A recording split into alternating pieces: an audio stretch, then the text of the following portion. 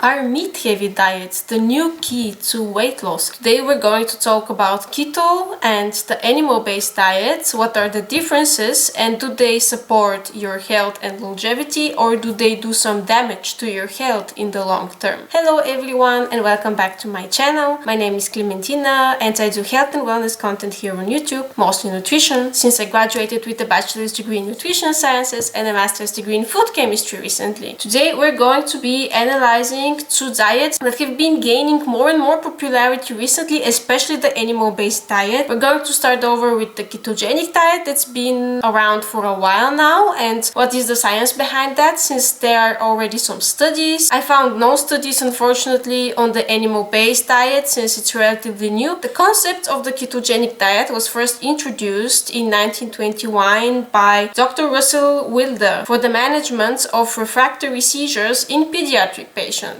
There are different variations of this diet, but all of them include the restriction of carbohydrates and the compensation of this energy mostly from fat. The therapeutic diet that also originally this doctor actually created differs from what most of the people actually implement. Most of the people derive a large amount of energy from protein sources, while the original ketogenic diet was supposed to limit the energy from protein up to 5%, which is also the maximum energy that you should be getting from carbohydrates on this diet. What happens to your body on the ketogenic diet is that your body does not rely on carbohydrates anymore as its primary energy source. It takes up to 3 days, of course it depends on the person and their own carbohydrate stores, for your body to be completely depleted of carbs. It also stores some of the carbohydrates in your organs, such as the liver, and also there are large depots in your muscles as well, especially if you're very physically active. After this period passes, your body is forced to use fats as its primary energy source. Since the entire metabolic process takes a little bit more steps, this is why fat is actually not the primary energy source for the human body. It's more of a hassle for the body to derive the energy, since it has to create these ketone bodies first your mitochondria can utilize to derive energy from. This is why during this period of time that your body is adjusting, there are some symptoms of the so-known keto flu that can arise, and they include fatigue, headaches, digestive problems, constipation, and so on, and they can last up from days to weeks depending on the individual. Some systematic reviews analyze combinations of studies found that low carbohydrate diets have positive effects on body weight, blood pressure, high density lipoprotein, so this is the good cholesterol that you keep hearing about, also insulin levels, the hemoglobin that is very important for diabetes, so hemoglobin A1C. This is a very logical outcome, especially when talking about insulin, since you're ingesting very low amounts of carbohydrates, because you're not going to get a blood sugar spike. So this makes a lot of sense. The body weight reduction makes sense as well, since although fat is energy dense, it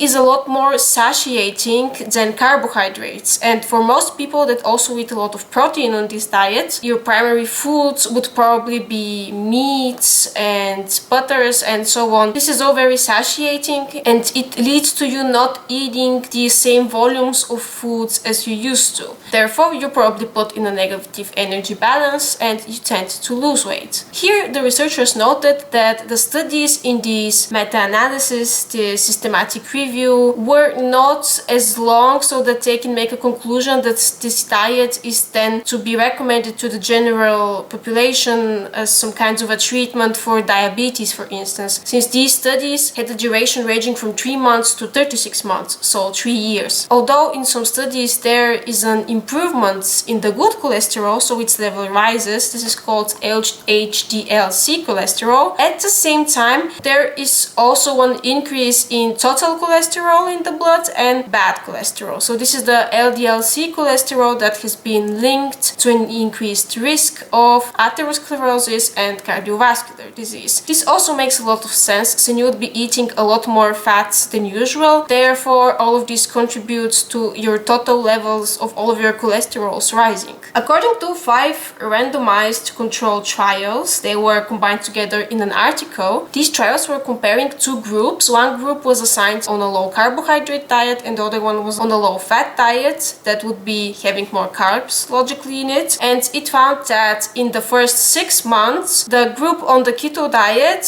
had a larger reduction in body weight, but after a 1-year follow-up, the differences in the weight reductions were insignificant. And secondly, the low carbohydrate group had also an increase in these bad cholesterol levels compared to the low fat group. These findings are very important for people that suffer from cardiovascular disease or atherosclerosis. It is also important for diabetes patients. This is why this diet is not exclusively recommended to them. They also tend to have some accompanying metabolic conditions such as dyslipidemia, so they have high amounts of triglycerides, or atherosclerosis as well. Here it was also again noted that a lot of the studies included generally had small sample sizes, shorter durations of interventions, and also high participant dropout rates. Generally, on a ketogenic diet, there are some crucial nutrients that you would probably not be able to receive as much of, since you're eating only 5% of your daily energy from carbohydrates. One of them is vitamin C. It is an antioxidant. Its second function is that it is involved in the synthesis of collagen. This is why, if you've probably heard about its deficiency form, this is called scurvy, is linked to loss of teeth, bleeding, and eventually death, because vitamin C is very closely involved in the generation of collagen. It is also a cofactor for many enzymes in your body, so they need it to be able to perform their processes. Vitamin C can be acquired from a variety of plant products such as red bell peppers, oranges, different kinds of citrus fruits in general, also broccoli. The second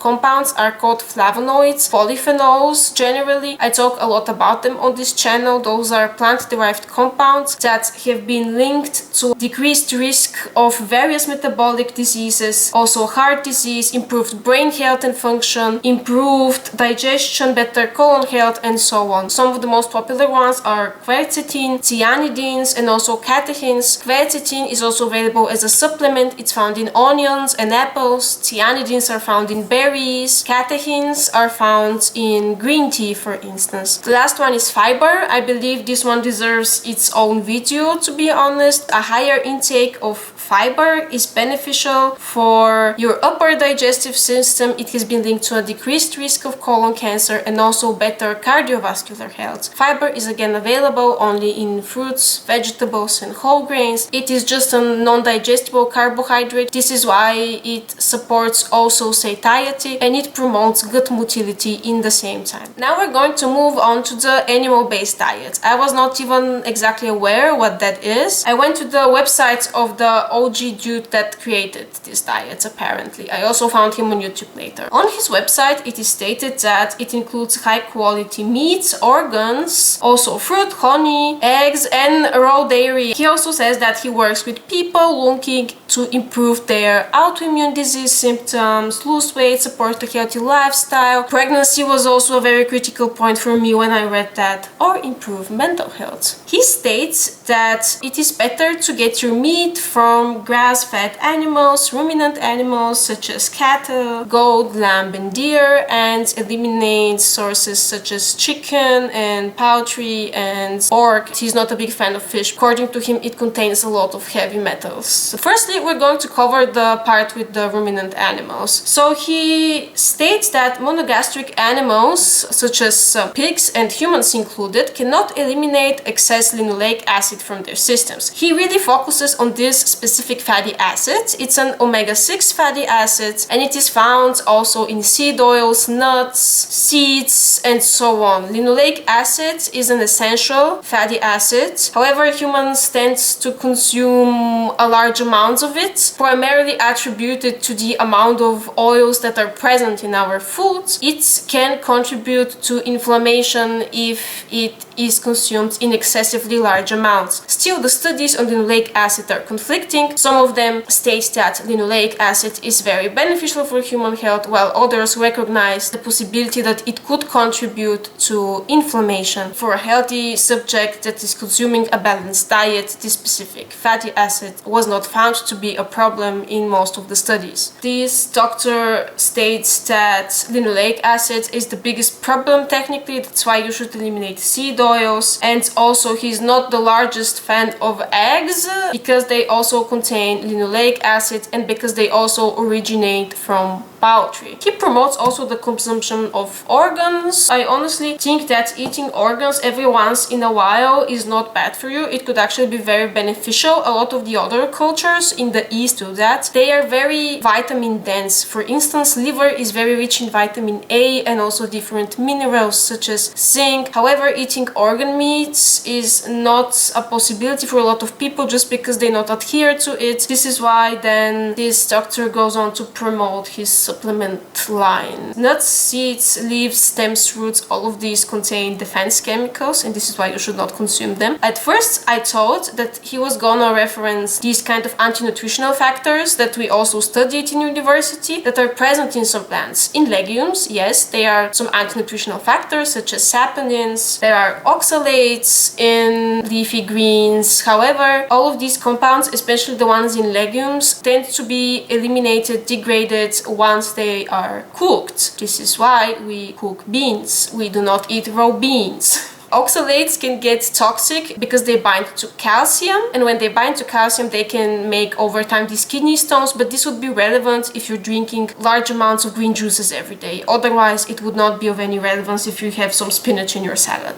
No, he went to talk about non-protein amino acids and how they can have a negative impact on neurodegenerative health. To be honest, I had never heard that plants can pose a threat with their non-protein amino acids. That's why I don't have a take on that. The fact that it was never once mentioned in my 2 degrees that I had makes the impression on me that it is not that science-backed or it is not that relevant in general. He just wanted to make a point. The point where he really lost me is the raw unpasteurized milk. I'm not going to get too much in depth into that. He says that it contains enzymes and bacteria that can support your gut health and also fats and water-soluble vitamins in their most bioavailable forms or so on. But the FDA has literally an entire webpage on why you should not consume raw milk, and I'm just going to leave it at that, with multiple studies that debunk what he said. Generally, he says that you should eat all 3 macronutrients in relatively balanced amounts. So he really promotes eating enough carbs, but mostly from fruits. So you would be ingesting large amounts of watermelons, kiwis, bananas, whatever you find on hand, but also cucumber because it's technically a fruit, and squash. My only concern here with the fruit ingestion is that although they're a great source of fiber and vitamins that you would be lacking on the ketogenic diet, fruits, if you tend to make juices all of the time from them, can lose these beneficial factors, especially the fiber content, and your body would process them a lot more quicker. You would be ingesting large amounts of fructose. This diet, if it's not done correctly, it can have a very detrimental effect on your sugar levels. Although fructose is not processed the same way as normal glucose, glucose is also present in fruit. They do not contain only fructose as their only carbohydrate source. I don't know why he recommends, he says that he also recommends it to pregnant women. Recommending raw